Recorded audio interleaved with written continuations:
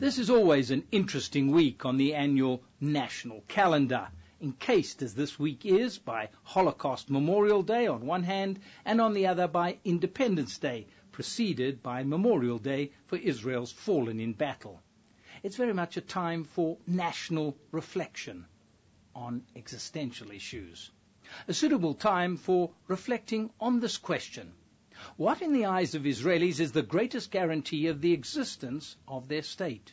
Is it international legitimacy, reliance on the biblical heritage, peace and recognized boundaries perhaps, the country's renowned military prowess and doctrine of military preemption, or the ambiguity inherent in Israel's assumed nuclear capability?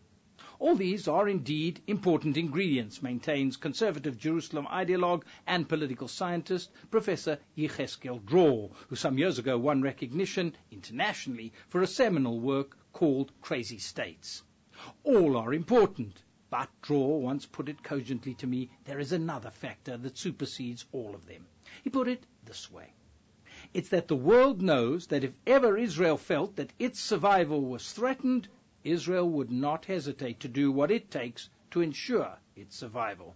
In other words, his argument was that the world understands that if Israel were to have nuclear capability, it would be ready to use it if it ever were to feel that its existence was really in jeopardy. There is another dimension to this Israeli mindset which the world has come to understand. It's what the Holocaust means to Israelis. Prominent in the Israeli psyche is what acting Prime Minister Ehud Olmert reiterated at the Yad Vashem Holocaust Memorial as the 6 million were being remembered, that Israel's prime purpose is to ensure that it will not happen again.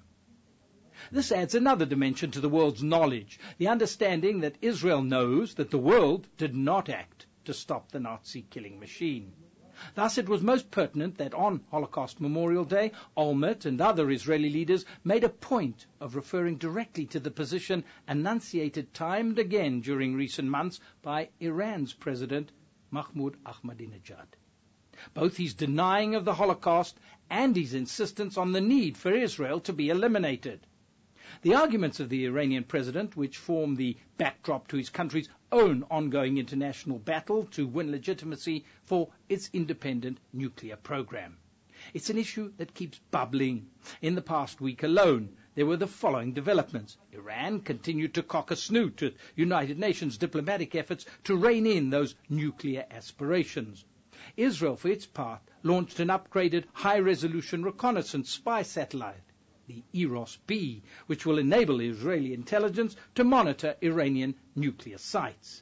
The head of the Israeli Army's intelligence branch revealed that Iran had purchased North Korean ballistic missiles with a range of 2,500 kilometers, which upgrades its reach not only to Israel but to Western Europe. And a high-level strategic committee charged with defining Israel's strategic challenges of the next decade presented its conclusions that other Middle Eastern countries could be tempted to follow Iran in trying to equip themselves with nuclear weapons as self-defense. Another key point released from that report, a report incidentally officially designated top secret, recommended that Israel should maintain its long-standing strategy of nuclear ambiguity. More of the policy of ambiguity in a moment. But first, something which Israeli historian Tom Segev wrote this week about the Holocaust becoming more and more part of global consciousness as the incarnation of evil. The world knows, said Segev, that Auschwitz gave birth to Dimona, Israel's nuclear center. And Segev went on, and the world accepts it, at least quietly. Against that new global reality, it's hardly surprising that the Iranian president has doubled international concern about his country's nuclear program. Willingly or unintentionally, he has created an identification of purpose between his tirades against Israel and denial of the Holocaust. That, in turn, allows Israel to maintain an ambiguous stance, both with regard to what it believes need to be done vis-à-vis Iran and on its own nuclear capability. Iran's national nuclear ambitions are certainly an element in ongoing strategic discussions between Israel and the United States and other international powers.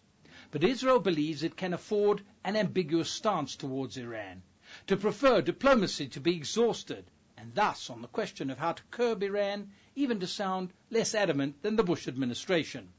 In the same way that Israel states that it will never be the first to introduce nuclear weapons into the region, so too it indicates it won't be the first to confront Iran.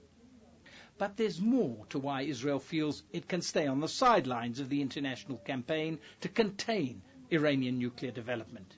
In part, it is indeed because, for now, this is a global issue, not an Israeli issue. But it's also because Israel believes, that the world believes, that Israel will not sit on the sidelines if those international efforts to curb Iran prove fruitless.